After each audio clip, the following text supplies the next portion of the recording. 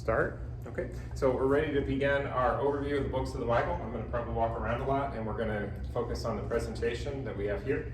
And so we're going to walk through the whole Bible, and for those that are online, we will link to a copy of a handout, and people are welcome to download the handout, so that way they themselves can fill in. You all have copies of the handout in front of you. So we're going to walk through. All I gave you were just dates, okay? And we're going to start filling in some of the different things. And so let's look at some of what you'll see. So this is the way the chart is filled out. If anyone's done the Ascension Press Bible Timeline, if you've ever heard of that, it's actually a much more elaborate presentation where they go through the entire timeline of the Bible, and they basically fill in the same type of thing. We're going to do essentially the same project, but just within 1 hour, so it'll be a little bit more cursory.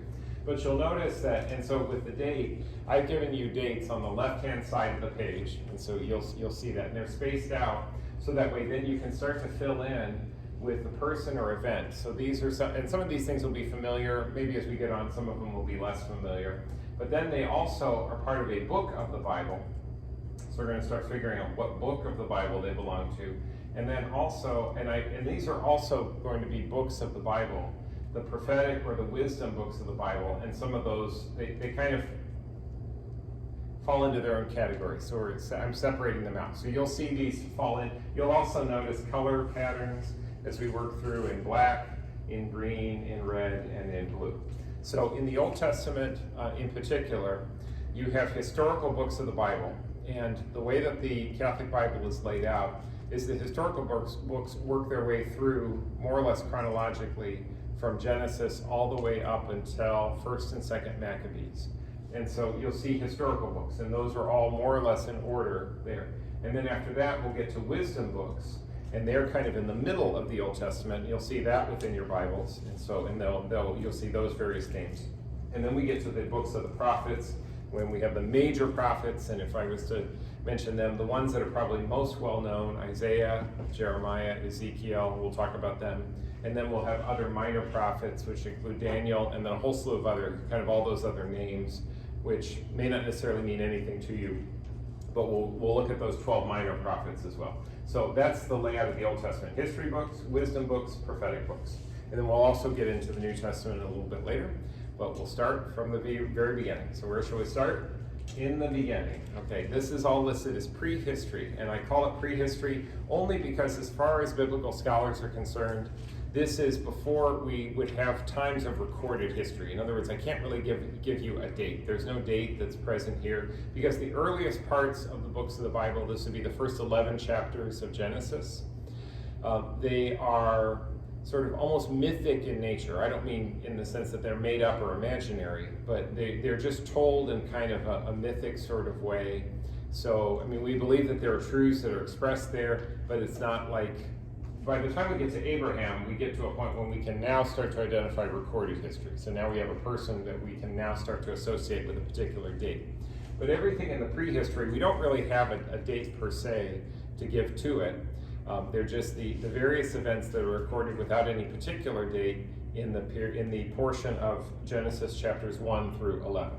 So the first person or event, does anyone want to take a guess? Who's the first person you're going to write into in the Bible? Okay, so you're going to write it Adam and Eve in the Garden of Eden. Okay, so Adam and Eve, Eden, these are the first things that we're going to see. So this is all going to be told in the very beginning of the Bible. Adam and Eve, they were the first ones to be created in the Garden of Paradise. They were told not to eat from the fruit of the tree in the center of the garden, but what did they do? They ate it anyway. Okay, and that was what we called the original sin, and for that they were cast out of the Garden of Eden. So that's all the first couple chapters of Genesis. They had 2 children. You know the names of their children? Cain and Abel. Okay. So then, and this is all part of the book of Genesis. So this is everything here is going to be Genesis. So just to be able to put a book of the Bible with that. And then of course we have Cain and Abel. And what was remarkable about Cain and Abel? What did they do? One of them did something to the other. Cain was the one who killed Abel. Yeah, that's right. So Abel's sacrifice was received by God. Cain's sacrifice was not received by God. Cain was jealous, and he slew his brother. So you had original sin, and then you had the first fratricide, the first killing of one's own brother.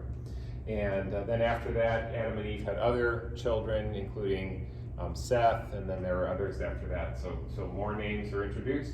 And then the next major figure after Adam and Eve and Cain and Abel was a righteous man he and his family were the only righteous people on the whole face of the earth, and the rest of them were so filled with sin that God was going to wipe them all out, and the one who was righteous was Noah. And so you have Noah and the flood. This is all part of the early prehistory.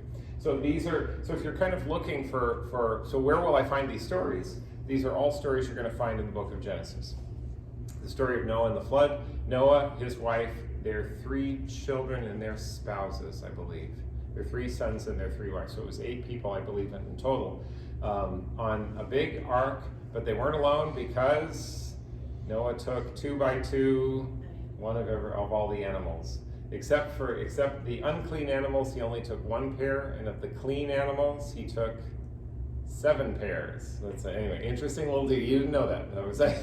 So interesting detail is they distinguish even between clean and unclean animals. But Noah preserves the animals on the ark, and the waters came and all that. And how long was the flood? It rained for 40 days and 40 nights. And then after that, the water went down. No. Actually, if you pick up the story, you realize that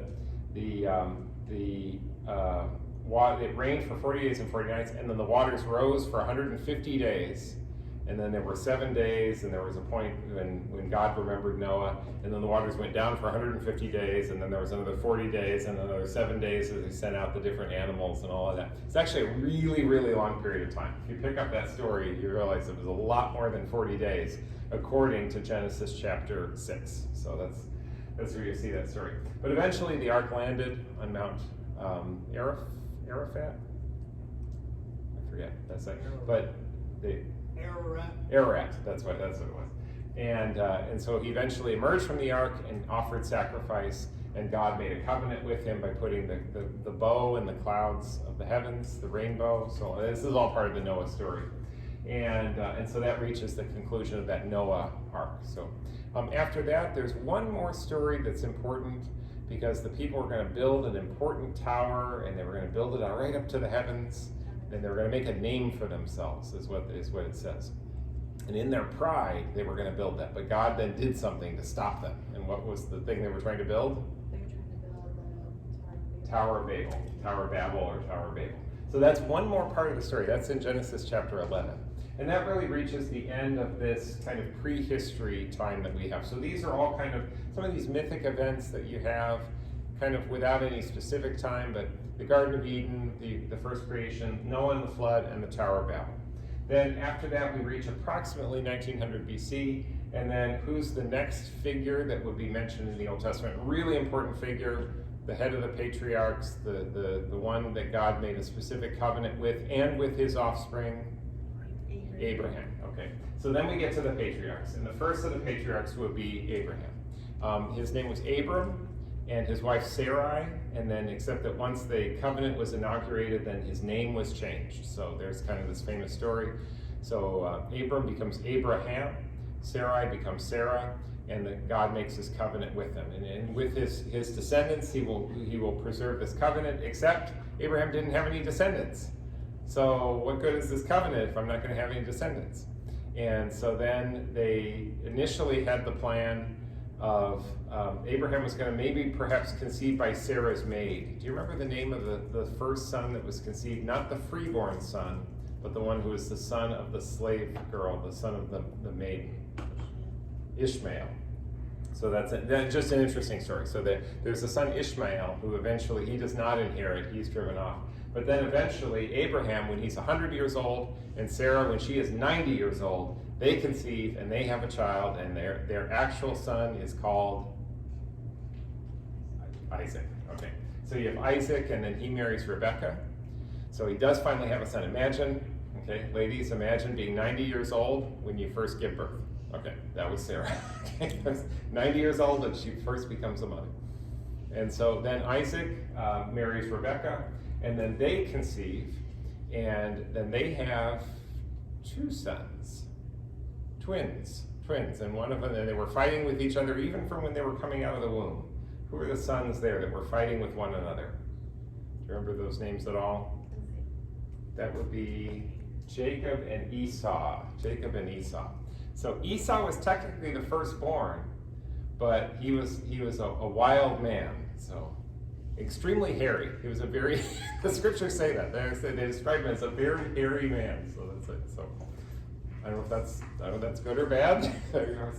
And then, but he actually sells his birthright. Jacob is the one who inherits. He was the second one to come out of the womb. But Jacob is the one who inherits. So the promise passes from Abraham to Isaac to Jacob. So sometimes in the scriptures, even in the New Testament, you'll hear that we talk about the God of Abraham, Isaac, and Jacob. So Abraham, Isaac, and Jacob, they become the patriarchs. So all told.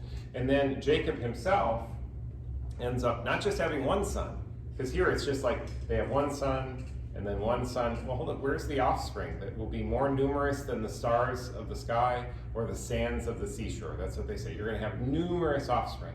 Well, where is this numerous offspring? Well, it will eventually come from Jacob, because how many sons will he have? 12. And so we get Jacob, who conceives by Leah and Rachel, and then there become 12 sons. And these become the heads of the 12 tribes of Israel. And so when we talk about their 12 sons, each one of those sons becomes the head of a tribe. And so the names of the different 12 tribes of Israel are taken from the names of the 12 sons, and so this becomes an important issue. 12, is there anything else in the scripture that's also 12? Lots of things are 12, but one of them in particular are the apostles. So it's interesting that from the patriarchs come the 12 sons, which become the 12 tribes of Israel, but Jesus will also later choose 12 apostles, and then from those apostles, in a spiritual sense, we can say will come the traditions that are handed down from the church. So there is a very important connection to the number 12. And then among the 12 sons, one of the last stories that we get in the book of Genesis, and I don't know, let me move this out of the way, is the story of Joseph, because Joseph was one of the last of the sons. It was actually Benjamin is the youngest of them all. But Joseph was one of the youngest of the sons. Remember what happened to him? He was sold by his brothers. They wanted to kill him. They're actually ready to kill him. The plan at first was to kill him. But then they said, well, what good is that? What good is having a brother if you can't make a little profit off of him? So then what did they do? They sold him into slavery, and he was taken to Egypt. You know how much he was sold for? 20 pieces of silver. Remember what Judas sold Jesus for? 30 pieces of silver. You know what you call that? Inflation. Okay? That's okay. No, but Joseph was still sold for 20 pieces of silver. So these are all just kind of like fun little details from these stories. And I think actually, oddly enough, Joseph being sold into slavery is in some ways kind of a little anticipation of Jesus and what would happen to him. So actually, I say that I'm sort of joking a little bit, but you know what? That's not necessarily an incidental overlap. I think that there are some connections that exist between, say, Joseph and Jesus. Just as, for example, Abraham. Do you remember what God asked of Abraham with respect to Isaac at the end of the Abraham story? Abraham was asked to sacrifice his son. Do you remember the story? He's going to tie up Isaac, and he was asked to sacrifice him on the top of Mount Moriah. And he's ready to do so. Abraham's ready to fulfill that, except the angel spares him at the last minute. Because Abraham so loved his son, but he loved the Lord more, that he was ready to sacrifice his only begotten son, Isaac, just as we later hear that God the Father so loved the world that he sent his only begotten son that he might die for the salvation of all. So there's actually the idea of the Father who's ready to sacrifice the Son becomes an image later in the New Testament of God the Father who sends us Jesus Christ who dies on the cross. So there's a lot here. So sometimes like we think about the Old Testament and we're like, oh, okay, well, what does the Old Testament really have to tell us? A lot. It's because it's the foundation. It's the story that ends up preparing us for everything that's going to come in the New Testament. Okay, so far, a lot of these stories I think are probably well known. This is all in Genesis. So let's now kind of go from here. We're talking about the area of Israel. So at this point, there's no country of Israel, but this would be the promised land. It would be this entire area, and then what happens to Joseph? He is sold off to the Ishmaelites who take him down into Egypt. And so Joseph goes down into Egypt.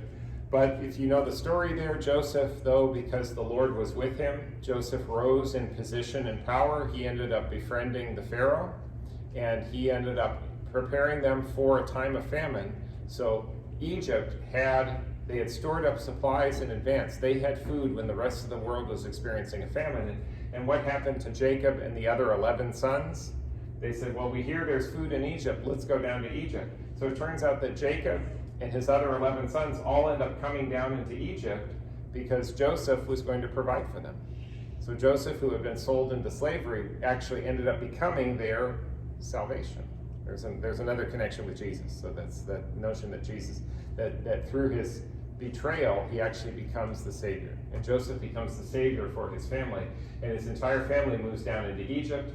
And then we turn the page from Genesis into Exodus. And now the Israelites have multiplied in number, but now comes along the Exodus. So now we're in the next book of the Bible, and now comes the time at which the Israelites, or at this point they're called the Hebrews, they are slaves. Now they are oppressed by the Egyptians. So they're waiting for salvation. They actually are oppressed for at least 400 years, they say. So it's from the time of the patriarchs and then until we get around to 1440 BC, we now have the time in which they're now going to be ransomed. The Lord's going to choose someone to bring them out of Egypt. And who will that be? They drew him from the water. He was put on the water, and the Pharaoh's daughter found him on the water, and his name was called Moses. And so you have Moses, and Moses is the one called to lead them out of Egypt. So he goes to the burning bush. He's commissioned by the Lord. He's sent back with Aaron.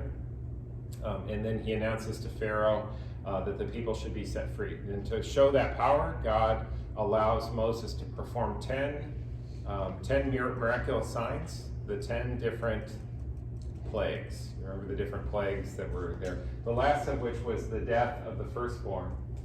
After the last of the plagues, then Pharaoh sends them out, and then they cross the Red Sea, they go to Mount Sinai, they receive the 10 Commandments, and then from there they're sent back into the Promised Land, but they do that by wandering through the desert for a period of 40 years. That's why we go from 1440 around to 1400. These are all approximate at this point. It's hard to really know for sure in this range. In 1440 BC, the time in which they would enter the Promised Land. This entire story, if everything so far had been Genesis, this story is told in Exodus, Leviticus, Numbers, and Deuteronomy. So all of a sudden you get a lot going on there. And there's a lot that's told because a lot of the stories that are part of the foundation of the Israelite people, their system of law and their worship of the Lord, part of their covenant, the covenant that was made on Mount Sinai with the 10 Commandments, but also all the other laws that they were given, they're all told in these books of the Bible. So some of these books, they kind of gets a little more technical, and this is where I think it's easy to get lost in the text. But you'll find different little stories along the way that will be about this period of time of them going to the mountain of the Lord and then wandering through the desert until they get into the Promised Land. Here's a recreation of perhaps how they wandered throughout the desert. And so there's a point at which they cross the Red Sea. So we think about the parting the waters of the Red Sea, if you remember that story. And then they make their way eventually down to Mount Sinai, or Mount Horeb, as it's also called. And then they eventually make their way up and wander around until eventually they come into the Promised Land. And they come in across, do you know what river this is? There's the Dead Sea. So they cross over the river. John the Baptist was there too. The River Jordan. They cross the Jordan River right here to come into the Holy Land from the east. So you'd think that if they had GPS, they would just kind of go directly this way, right? Okay, well that's not the way they went. Okay, they didn't take the most direct route. They went through this very roundabout route, and it took them 40 years to get there according to the traditions from the scriptures. So, because they doubted the Lord. So he's had them wander in the desert for 40 years with water from the rock and manna and the quails coming up to give them food. So it's all great stories, and it all comes out of these books of the Bible. So what happens after they enter into the Promised Land? Who's the one that brings them in? Moses doesn't actually go into the Promised Land. I don't know if you remember that part of the story. So Moses, because of the sin he committed earlier on, he could see it, but not cross over into it. And so Moses is not able to enter the Promised Land. Instead, his successor, the one who is appointed after him, Joshua is the one who brings them into the Promised Land. and he helps them conquer the Philistines that were in the Promised Land at the time. So the Holy Land was occupied in particular by the Philistines, kind of the principal enemy of the Israelites at that time, the Philistines. And in particular, Joshua also conquered a specific town. You know, the town he conquered? It was the town he conquered by processing around the city and blowing trumpets, and then the walls fell down. Jericho. And that was Jericho. Yes, exactly. So, you know, the town of Jericho that was conquered, this whole thing is told in, oddly enough, the book of Joshua. If you want the story of Joshua, then go to the book of Joshua. Okay. You think that this is a tautology, that this always works. It doesn't always work. I'm going to show you when it works, I'm going to show you when it doesn't work. But in this case, the story is told in the book of Joshua. After Joshua and leads the people in the Promised Land, then they settle in the Promised Land for a period of time, and Joshua dies, so he's not there. So who's leading the people? Who guides the people during this period of time? They don't have a king. They don't have a king yet. This was a period of time in which they were ruled over by 12 different, there's the number 12 again, 12 different, does anyone know? Anyone? I feel like Ben's son. There's 12 different judges. And so there were 12 judges that were sent, like Gideon, Deborah, Samson. Samson's probably the one that everyone sort of knows the best. So there were 12 different judges. When the time came, when they were oppressed by the Philistines, when the people wandered into sin, God would raise up a judge, and the judge would be the one to save them and unite the tribes in battle, and then win a victory so that way they could be sustained. So this was actually a lengthy period of time, of hundreds of years, in which various individual judges, and it wasn't consistent. It wasn't that there was always one judge and then he was succeeded by the next. No, the judges came and went when they were needed and when they were called. It's an interesting thing. And where will you find the story of the judges? In the book of Judges. Okay, oddly enough. Okay, this one works. Joshua's in Joshua. Judges are in Judges. Okay, I'll tell you when that stops working. Okay, it's going to be pretty quick. Okay, so that's the period of Judges. And then we get to the period in which they've settled into the Promised Land, and here you've got the 12 different tribes of Judah and kind of an approximate sense of like where they took. They all had their ancestral land. Simeon, Judah, Reuben, Benjamin, Dan, Ephraim, Manasseh, Gad, Issachar, Zebulun, Naphtali, Asher, Manasseh. There's one person not mentioned here. They actually didn't get any land because it was the priestly tribe. There's one son of Levi, I'm sorry, just gave it to you. One son of Jacob, who was the head of the priestly tribe. They did not get any land, and that was the tribe of Levi. So the Levites were the priestly class. They didn't get any land. They were appointed as the priests, and so they then were to be provided for out of the sacrifices that all the other tribes offered. So oddly enough, so there's one name missing among the 12 sons of Jacob, and that would be Levi, because Levi did not actually have territory. Levi was the priestly tribe. Okay, so now we get to 1140, and we have to kind of back up and tell a couple other stories before we get to the kings. We're eventually going to get to a point at which they say we must have a king. But before we can get to the kings, we have to tell a little story about Naomi and Ruth. They were two Moabite women, not Israelites, not Hebrews, not part of the people of God, but they had married Israelites, and they went off, so the two Israelite men went off and married Moabite women, and they went back into Moab. Then their husbands died, and Naomi and Ruth ended up coming back into Israel. And so Ruth, who was not an Israelite by birth, she chose to become an Israelite. She came back into the Promised Land, and then she ended up falling in love with Boaz. And Boaz happened to be the father of Obed, and Obed happened to be the father of Jesse, and Jesse happened to be the father of King David. Yeah. And so this is all told in the story in the book of Ruth. And it's a very fascinating love story, and it's really a story also of conversion. So for people in RCIA or OCIA, the idea of like converting and like, so what would draw a person to convert? Ruth went through RCIA. Well, or whatever you want to call it. So she became an Israelite. She was not born an Israelite. She chose to follow her mother-in-law, Naomi. And so she chose to embrace the worship of the Lord God, of the God of Abraham, Isaac, and Jacob. So she became Israelite, and oddly enough, as a convert to the faith, became the great-grandmother of King David. And this is where we'll eventually get to King David, who will show up over here. Okay. So, but let me now back up as we talk about now the kings. So Ruth is kind of an interesting little parenthetical story, and she figures into the whole history of King David. So that's why the book of Ruth ends up getting sandwiched in here.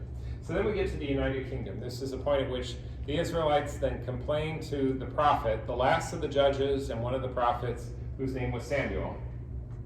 They said, it's not good, this whole judge thing, this isn't enough. We have to be like other nations. We need a king. Samuel says, no, the Lord is your king. Don't ask for a king. We need a king. So he said, oh, okay, we'll give you a king. So you're not going to like it, but I'll give it to you. So they ask for a king, and so the Lord gives them a king, even though he tells them it's a mistake. And so he gives them the first king of Israel, and that's King Saul. Saul has a son named Jonathan, who ends up becoming very close friends with David. David ended up actually serving the King Saul, and this whole story is told in 1 Samuel. And David becomes Saul's armor bearer, so he actually works for Saul. He's assisting Saul, and in fact, David even volunteers to go out into battle to fight a particularly difficult battle. You know who he fought? David fought Goliath. Exactly. Yeah. So David was actually the servant of Saul at the time. But eventually Saul, because Saul did not obey the Lord, Saul died, Jonathan died, David became king. So David is not from the line of Saul, but David ends up becoming king after Saul. So David becomes king. He ends up founding the city of Jerusalem, and he brings the Ark of the Covenant. Where'd the Ark of the Covenant come? That was the thing Moses made at Mount Sinai, the golden box that was meant to contain the 10 Commandments. And they've been carrying it around with them during this period of time. David brings it into Jerusalem, and so he centralizes things in Jerusalem. So the city of Jerusalem really acquires its great importance because of King David. So Jerusalem is important because it's the city of David. And this story is going to be told in 2 Samuel and in 1 Chronicles. 1 and 2 Samuel tells the story of Saul and everything that happened while he was king. Then once David becomes king, you get 2 Samuel. But then 1 Chronicles is kind of a retelling of a lot of the history. So 1 Chronicles is going to repeat a lot of what you're going to see in this period of time in history, especially from David on. David had a son Absalom who wanted to take over for his father. So you might remember Absalom turned on him. Absalom wanted to kill his father and then become king. So that didn't go very well for Absalom. Absalom himself actually got killed because of that. So David lost his son Absalom. So a lot of death happens. So because David commits some different sins along the way. So David kills Uriah. He takes his wife. There's a lot of things that are not necessarily the whole story is in 2 Samuel. It's a really fascinating story about sin and redemption, but also the consequences of sin as it affects his family. But so David is succeeded not by Absalom, but by another son, who we're going to see in just a second. And then also from the time of David, he's also credited with many of the Psalms. I put this now in this column because the Psalms are considered part of wisdom literature. So now, not that David wrote all the Psalms. We know that he didn't write them all, because we can see the themes in the Psalms, not all of which came from this time. But David is credited with the composition of many of the Psalms in the book of Psalms. How many Psalms are there in Psalms? 150, yes. Okay. The exact number of Hail Marys that you recite in the complete rosary until we added the luminous mysteries. So when it was just, you say the rosary and you say the joyful and the sorrowful and the glorious mystery, you say 150 Hail Marys. Now you have to say 200. Okay, so it doesn't work anymore. That's just an interesting little aside. This is all just me being tongue-in-cheek. I don't know if you find this funny, but I got to try to entertain you here. History's going to get a little drier after this. So David is succeeded by another one of his sons. This is the son Solomon. What was Solomon known for in particular? He was blessed by the Lord. He said, ask for any gift you want, and he asked for the gift of wisdom. Yeah, so Solomon was wise. He was supposed to be wise, although he actually became quite foolish. So for all the wisdom that he had, He actually did many foolish things in his reign. But at the beginning of his service, one of the things he did do is he built the temple. So David was the one who founded the city of Jerusalem, but he would not build the temple. It would be his son Solomon who would actually build the temple in Jerusalem. So the sacred temple where the Holy of Holies was kept, where the Ark of the Covenant was placed. This story will be told in 1 Kings and then also in 2 Chronicles. So the historical books kind of work their way through 1 Samuel, 2 Samuel, 1 Kings, 2 Kings. Then Chronicles goes back and retells a bunch of the stories. So 1 and 2 Chronicles end up being a retelling of a lot of the history that you'll find in 1 Samuel, 2 Samuel, 1 Kings, and 2 Kings. But 1 Kings will tell a lot of the story of Solomon. After that, after Solomon dies, because of his different sinfulness, then the Lord actually takes away from his successor 10 of the tribes. It's prophesied to him. It says 10 of the tribes are going to break away, and they're going to become part of another kingdom. And so this becomes at the end of Samuel's life. So when Samuel dies in 931, we now have a divided kingdom, and the kingdom is broken up into the kingdom of Israel and the kingdom of Judah. Israel they're all Israelites. But when we say the kingdom of Israel, we're only talking about the 10 northern tribes that broke away from Jerusalem. The 2 tribes that are remaining become known as the tribes of Judah. It's Judah and Benjamin. But these 2 tribes remain in the south, and this is where the city of Jerusalem is. And then the other remaining 10 tribes are in the north, and that's known as the kingdom of Israel. So we have 2 kings at that point. Jeroboam breaks away from Rehoboam. Rehoboam is the son of Solomon. Jeroboam is the breakaway king. And this whole story is going to be told in the remainder of 1 Kings, and then throughout all of 2 Kings, as well as the 2 Chronicles. And let me see if okay, so that's the, so I need to keep an eye on time, because I have to move quickly from here. So that gives you that. So here now is a picture of the northern kingdom of Israel and the southern kingdom of Judah. Here's Jerusalem right here. So Jerusalem is within the territory that you ascribe to Judah, and then Israel becomes part of this northern kingdom. So just to give you kind of a little feel for where those 2 are. So you have the divided kingdom, Israel in the north, Judah in the south. And then we get to 870 BC, and there's kind of a famous story with Ahab and Jezebel.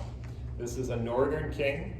He's in the northern kingdom of Israel, King Ahab. He was particularly wicked, and he went up against one of the prophets. You know what prophet he was tortured by, for the most part? He doesn't have a book of the Bible, so it's actually the prophet Elijah and then Elisha. And if you want to find out where their story is told, then you go to the book of the prophet Elijah, right? No, there's no book of the prophet Elijah. So this is all going to be told again in 1 Kings, 2 Kings, and 2 Chronicles. This is all part of the historical section of the book. So Elijah doesn't have his own book, which is interesting. But Elijah was one of the great prophets, certainly. Elijah appears at the Transfiguration. Remember, Jesus appears with Moses and Elijah on Mount Tabor. So Elijah is not an unimportant prophet, but he does not have his own book of the Bible. And Elijah then confronts Ahab and Jezebel because they really abandon the worship of the Lord, and they worship false gods, and so there's all sorts of punishments that will come upon them. Yeah, and you'd have to read those books to get the full story. Also then in Judah, in the southern kingdom, you have King Ahaz, and he was another king that was around at a time at which this northern kingdom was going to eventually fall away. The Lord was going to let the northern kingdom be conquered, and the northern kingdom, in fact, was conquered by the Assyrians. So by 722, it's kind of a famous date here. Then the northern kingdom of Israel was conquered. The Assyrians came from the north. Ahaz was told to trust in the Lord. He wasn't so good. And this was all around the time of the prophet Isaiah, so this will come along a little later in this presentation. But Assyria takes over the northern kingdom, and all that's left now is the southern kingdom of Judah. King Hezekiah becomes the king of Judah, and he actually is a very good king. So he's a righteous king that really calls the people back to worship the Lord. You have lots of bad kings along the way.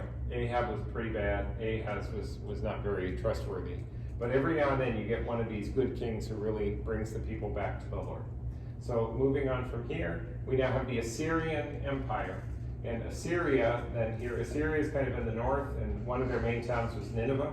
So during the time of the Assyrian Empire, they had actually stretched their influence in different directions. They certainly overcame the northern kingdom of Israel, though the southern kingdom of Judah remained firm. But this just gives you at least a feel for where Assyria is and how far they were looking to spread their empire. So we have the divided kingdom after the death of Solomon.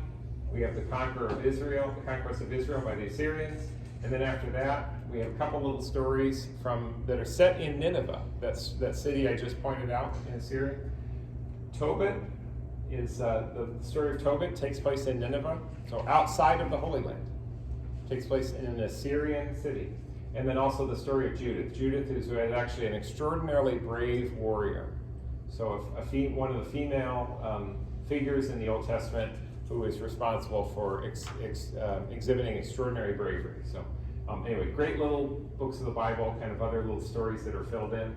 And then now we're just left with the southern kingdom at this point. All we have is Jerusalem and the southern kingdom.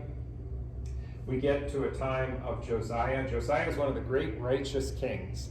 There was one bad king after another, but Josiah was one of the ones that really attempted to call the people back to discover the law. They had actually forgotten a lot about the law of Israel and the law that had been given to them by Moses and by the Lord. Josiah sought to renew that covenant and rebuild their observance of the law. And so he did a lot of good things, although he in the end he actually died because of he went to war rashly, which was unfortunate. This is all part of Kings and Chronicles, so we're just continuing our way through 2 Kings and 2 Chronicles. You get the story of Josiah. And then eventually we get to a time at which Jerusalem falls. The southern kingdom is also conquered. So everything seems to be lost. It's like everything was great when David was around and Solomon was around, and the kingdom split. The northern kingdom was conquered. Now the southern kingdom's conquered. This is a conquest. Jerusalem falls, and they are conquered by the Babylonians. The northern kingdom, they got conquered by the Assyrians, but the southern kingdom was going to be conquered by the Babylonians, an even larger world empire. And the Lord allowed them to be conquered because they had turned away from the Lord. So they had been warned, they were told to submit.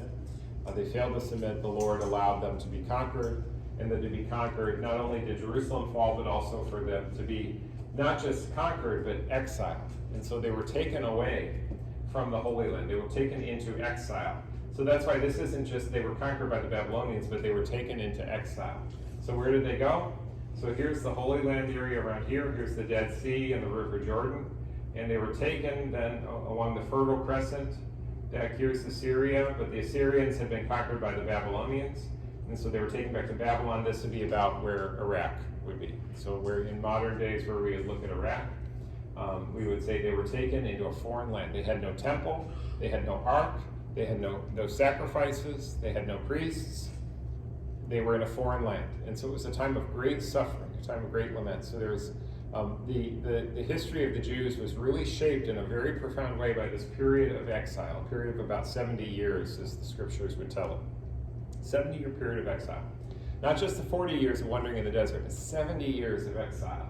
Until eventually, so we just did the divided kingdom, the Assyrian conquest, the fall of Jerusalem, and the Babylonian exile. But hope is renewed because the Persians conquer. And the king of Persia, who is named Cyrus, he issued an edict, and he says, everyone go back to your land. And suddenly, beyond all hope, beyond everything that they thought could ever happen, they ended up being restored back to their land. So under the Persians, they were allowed to go back to Jerusalem. And it was now time to rebuild the temple. And the rebuilding of the temple is going to be told in the books of Ezra and Nehemiah. So these are also historical books. Ezra and Nehemiah were two different figures. There was a scribe and a prince, a scholar of the law and a prince of the people, who took charge and who led the people during the rebuilding phase. This was all about rebuilding not only their country, but rebuilding the temple and restoring the traditions that were present. So renewing the law, recommitting themselves to the law that they had failed to keep. And so it was all robbed of them during exile, and now that they finally had it back, it was a chance for them to renew that covenant. Okay. And then also, because they were because of this time of the Persian Empire, the Book of Esther is also set in Persia. So so I just throw that in because that's another one of these historical books. Esther was a queen adopted by the Persian king. So she was in the harem of the Persian emperor, and she was actually able to use her position to save her people. So it's an interesting story from the Book of Esther about God using Esther in this very unusual circumstance to save the people.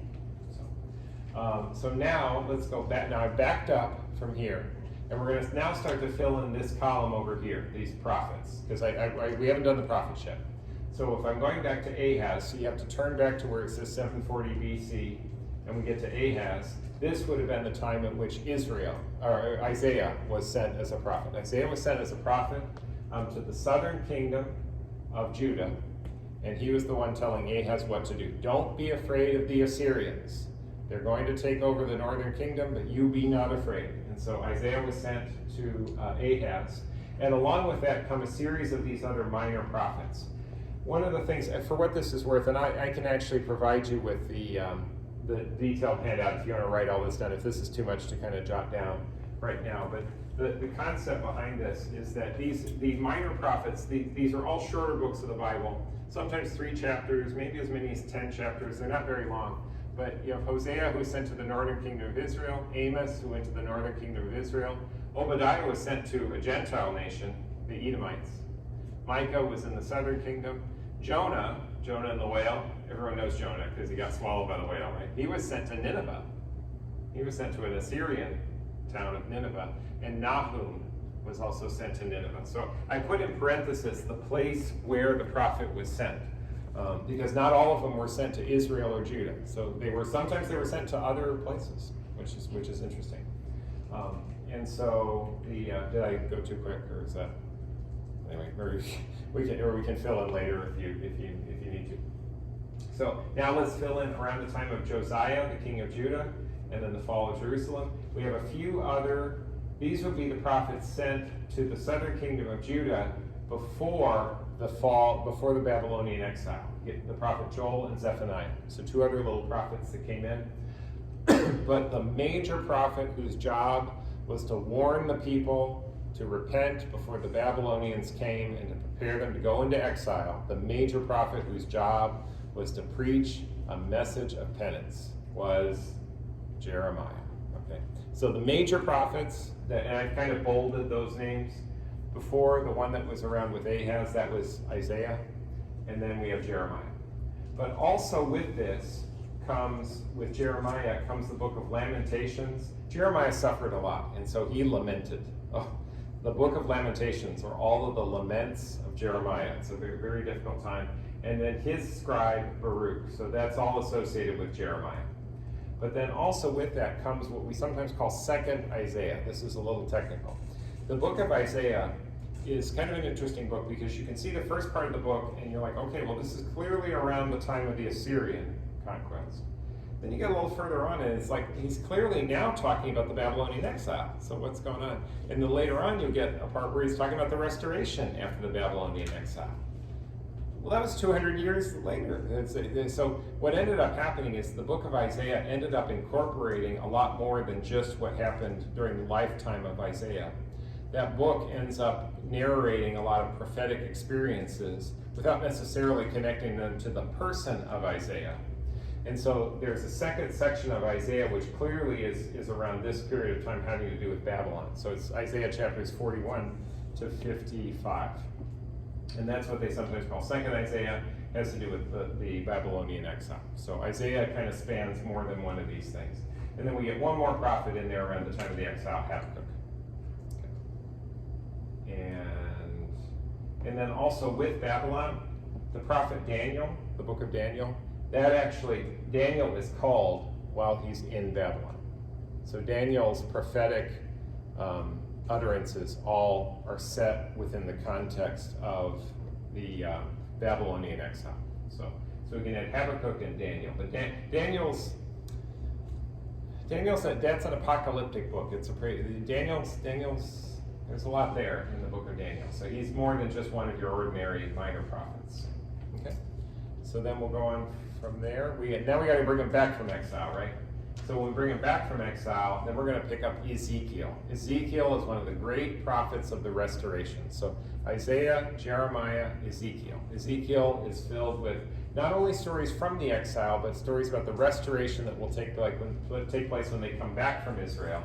And this also has to do with the third part of Isaiah, Isaiah chapters 55 through 66, I believe. The third section of Isaiah, which is filled with stories about the return from exile. And then also around the time of the rebuilding of the temple, 3 more prophets who were sent at that time, Haggai, Zechariah, and Malachi. And I think that's going to, okay, and that's going to be it for this period of time until we get to the period of time that's going to be after that. You know who followed the Babylonians and the Persians? Then the Medes, the Babylonians, the Persians, and the Medes. What was the next major empire to rise after that? Not in the 500s BC, but around the 300s BC. Macedonia, and in particular, and then from Macedonia, the Greeks. Okay. So now we're going to have. Oh, I'm sorry. Now I've got this other little intervention here because I don't know exactly where to put these things. So here's a little aside. These are all wisdom books of the Bible. The things about these books is they don't really fit into any historical setting. But the book of Psalms we talked about already. Some of the Psalms were written maybe from the time of David, but some of them certainly from the Babylonian exile. So the Psalms were written at all sorts of different times and collected together. And then you've got these other books of the Bible, which don't really tie into any one historical period, but we would all date them from kind of this latter time, what we call the wisdom literature, the book of Job, which is such a fascinating book on suffering. Proverbs that have been collected together, Ecclesiastes, Song of Songs, the wisdom of Solomon. This is attributed to Solomon, but it's definitely written later. In Syriac, wisdom and Syriac were written in Greek. So those are a couple books that were definitely written in Greek. This was later times. But they just contain words of wisdom. So some of the wisdom that is contained in the scriptures that's not tied to any one specific historical era. So we'll just kind of throw them together in this kind of various other times in which we get these other wisdom books from the Bible. And now we're up to the Greek Empire. So Alexander the Great. Colin Farrell, right? Was that Colin Farrell? Was he the one who played Alexander the Great? It was a horrible movie, right? So that's why none of you know, because it was such a bad movie, right? Okay, so Alexander the Great comes along, and the Greek Empire takes over. And actually, what's interesting is we looked at Assyria, and it's like, oh, they had a good empire. Then we looked at Babylon, they had a pretty big empire. And then the Persians took over, and they had a bigger. But then the Greek Empire, look at all this. This was the expanse of the Greek Empire. So each empire, it seems like they keep getting bigger and bigger as time goes on. So the Greek Empire comes along, but in particular, the thing that was the most painful was this figure, Antiochus Epiphanes, who ended up taking over around the year 167. He was one of the Seleucid kings. He took over in the Holy Land, and he decided that everybody should be Greek. Everybody should talk Greek. Everyone should do what Greeks do, including he built gymnasia. So gyms were created by an evil person. Just remember that. The gym was created as an evil act of torture. That's where gyms come from. So the gymnasia that Antiochus Epiphanes created, and everyone should worship the same God. Okay. Oh, now we're in trouble. Okay. Because now all of a sudden we had someone came along and he says, you're not going to worship your God anymore. You're going to worship our gods. You're going to worship Zeus. That did not go over. And so there was a revolt. And so the Maccabeans ended up revolting. Where's their story going to be told? In the book of 1st and 2nd Maccabees. So the Maccabees, the 1st and 2nd Maccabees tell the story of the Maccabean Revolt, and in which, in the period of about 3.5 years, then the Jews threw off the governance of the Greeks under Antiochus Epiphanes and ended up restoring they rebuilt the temple and rededicated the temple. When they purified the temple and rededicated the temple, they lit the lamps in the temple. And that is celebrated to this day by the Jews in the holiday of Hanukkah. Hanukkah is the celebration of the conquest of Antiochus Epiphanes. So when Jews celebrate the Hanukkah, this is what they're celebrating, the rededication of the temple after it had been defiled. They've been defiled by the abomination of desolation, they said. So that's the story of that. So who came on after that? The Roman Empire. So the Roman Empire takes over an even larger area over time, so they succeed the Greek Empire. By 64 BC, the Roman Empire makes its way into Judea. If you know anything about the history of the Roman Empire, the Roman Republic existed centuries before that. But their expansion, the expansion and the time in which they took over was more closer to that first century BC.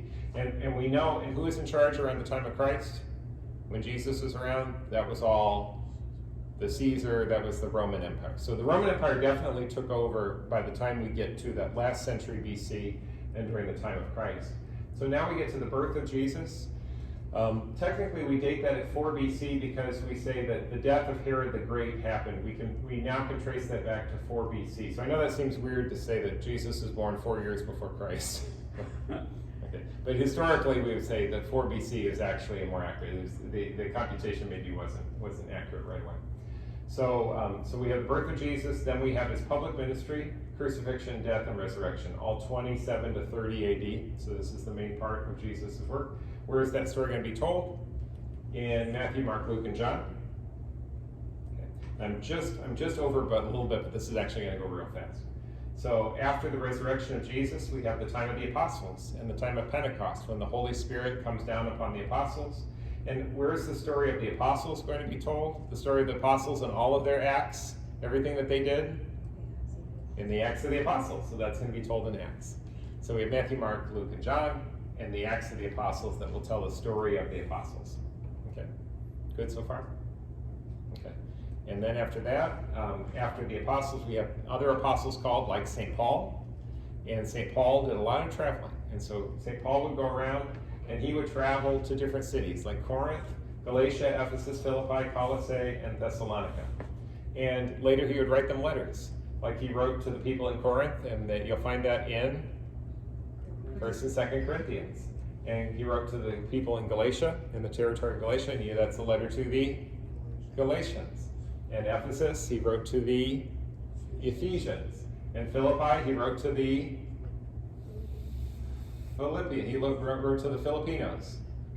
Sometimes you'll hear that. The lector will stand up and he says, a reading from the letter of St. Paul to the Filipinos. No, the Philippians. The Filipinos is something different. Colossae, he wrote to the Colossians. And Thessalonica, he wrote to the Thessalonians. And they got 2 letters. So 1st and 2nd Thessalonians, 1st and 2nd Corinthians. He also, here are some examples of where Paul journeyed. So I found this reconstruction, and he made one missionary journey, or first around a couple different cities. Then he made another missionary journey, getting up into Macedonia and down into Greece, and then coming back down here. Then he made a third missionary journey, making his way again around more places. And then I won't really call it his 4th missionary journey, but he made one last journey where he went from here up to Rome. And this is when he was taken prisoner, actually. So Paul was arrested, and then he appealed to Caesar and was taken to Rome. So this just gives you an idea of the spread of Christianity, little by little, kind of getting wider and wider as he's writing to some of the different towns. There's Corinth, where he wrote to the Corinthians. There's Ephesus, where he wrote to the Ephesians, and different places along the way. So it's all part of the historical growth of Christianity. He also wrote to a city that he didn't visit, or he wrote to them in anticipation of visiting them. What was the letter he wrote to a city he hadn't yet visited but wanted to visit? He wrote to and he did visit eventually, in chains, to the Romans. Okay. So Romans, everywhere else he's writing to a community he had founded, where he had been there first, then he wrote to them after. Romans, he wrote to them before he went there. So Romans is a little different. And Romans is actually really a compendium. It's a capstone of all his different letters. So Romans is quite an impressive letter altogether. He also wrote to a few individuals. Okay, so am I good now with this? Okay. So then he wrote to some individuals, his personal letters. So who were some of the individual people he wrote to? Timothy, Titus, and Philemon. These are not written to churches or like groups of people. These are written to individuals. So they are sometimes called these personal letters, or also pastoral epistles, but the pastoral epistles sometimes are referred to by the other authors who have written as well. And do you know who else wrote? Yeah, so Paul wrote most of these epistles, but not all of them. Who else wrote an epistle that ends up in the New Testament? So these would be books of the Bible not mentioned already. Anybody else we've left out? Can you think of anything? Anyone else who might have written something? Okay, and these other pastoral letters, so they would be James, Peter, and John. And then also Jude. So James, Peter, John, and Jude. So Timothy, Titus, Philemon, these are letters of Paul. Paul wrote to these people. Here, these are other pastoral letters. So here it was James, Peter, John, and Jude who were the ones writing, at least according to tradition. And then with that, I also throw in Hebrews. We don't really know who the author of Hebrews is. It's not identified in the letter. It's just a letter written to the Jews or written to the Hebrews. And it contains a lot of reflections on Jesus Christ fulfilling the law. So it's a wonderful letter. It's a fascinating letter. But we don't really have an authorship behind Hebrews. So that's one more letter. And then also with that, we get to 64 and 67 AD. St. Peter is martyred in Rome. St. Paul is martyred in Rome. Peter is crucified. Paul is beheaded with the sword. And then we get eventually to 70 AD, the fall of the city of Jerusalem. And this is where I would point to the book of Revelation. So the book of Revelation has a lot of apocalyptic imagery in it. There's a lot of very symbolic imagery. I would make the argument that Revelation would refer, that its principal point of reference is back to the year 70 AD and the fall of Jerusalem. There's a lot of debate about when the book was written. It may have been written down after that. But it's a revelation, it's a vision of John regarding what I would assert to be largely representative of the fall of Jerusalem. And that is the end of the apostolic era. So with the death of the last apostle, public revelation closed. The deposit of faith was complete. And then handed on through tradition and revelation, we have the faith as it comes down to us in the deposit of faith. So, and then that brings that to an end. So anyway, so that's a lot of material there. So there it is in an hour and 8 minutes. That's right. Okay. So the Bible in an hour and 8 minutes. Okay, so it's not exactly as advertised, but pretty close. Anyway, this just gives us a point of departure. So when you pick up any of the books of the Bible, hopefully you just have a feel for kind of like how it fits together. So you're like, okay, where am I in this entire story? And sometimes if we know where we are in the story, it will help us to read a passage and to kind of read it with a certain amount of understanding or appreciation. So that's the purpose of going through this, so that way you can pick up the Bible and not feel like you're lost, or that you're just picking at random, that you can get a sense of where you are as that story is told as it unfolds.